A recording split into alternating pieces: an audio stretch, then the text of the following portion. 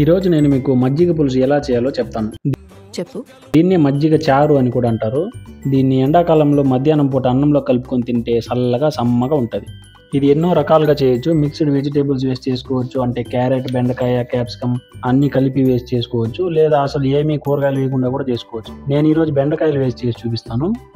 ముందుగా ఎర్రగడ్డల్ని ఈ విధంగా కట్ చేసుకోవాలి. నెక్స్ట్ అలాగే కొద్దిగా అల్లం, 2 పచ్చిమిరకాయలని చిన్న చిన్న ముక్కలుగా కట్ చేసుకోవాలి.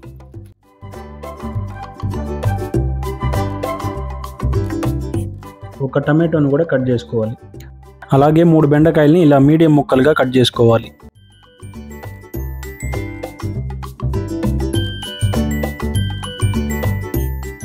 ఇప్పుడు పెనం పెట్టి అందులో కొద్దిగా ఆయిల్ వేడి చేసుకోవాలి. ఆయిల్ వేడెక్కినాక 1/2 టీ స్పూన్ ఆవాలు, 1/2 టీ స్పూన్ జీలకర్ర, అలాగే ముందుగా కట్ చేసుకున్న పచ్చిమిరకాయలు, అల్లం ముక్కలు వేసుకొని ఒక 2 ఎండుమిరకాయలు తుంచి వేసుకోవాలి.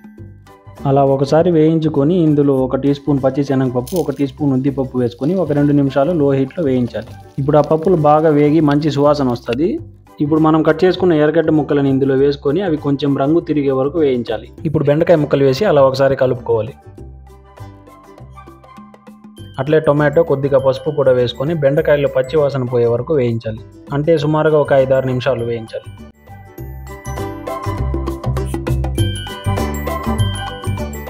లాస్ట్లో కొద్దిగా కరివేపాకు వేసుకొని అలా ఒకసారి కలుపుకొని స్టవ్ ఆఫ్ చేసేయండి. దీన్ని ఇప్పుడు బాగా చల్లారనివ్వాలి.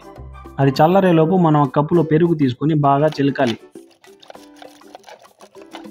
దీంట్లో ఇప్పుడు కొంచెం వాటర్ కూడా పోసుకోవాలి. ఎందుకంటే మనం చేసేది పెరుగు పులుసు కాదు, మజ్జిగ పులుసు కాబట్టి. దీన్ని మళ్ళీ ఒకసారి బాగా కలుపుకొని మనం వేయించుకున్న మసాలా అంతా దీంట్లో వేసుకోవాలి.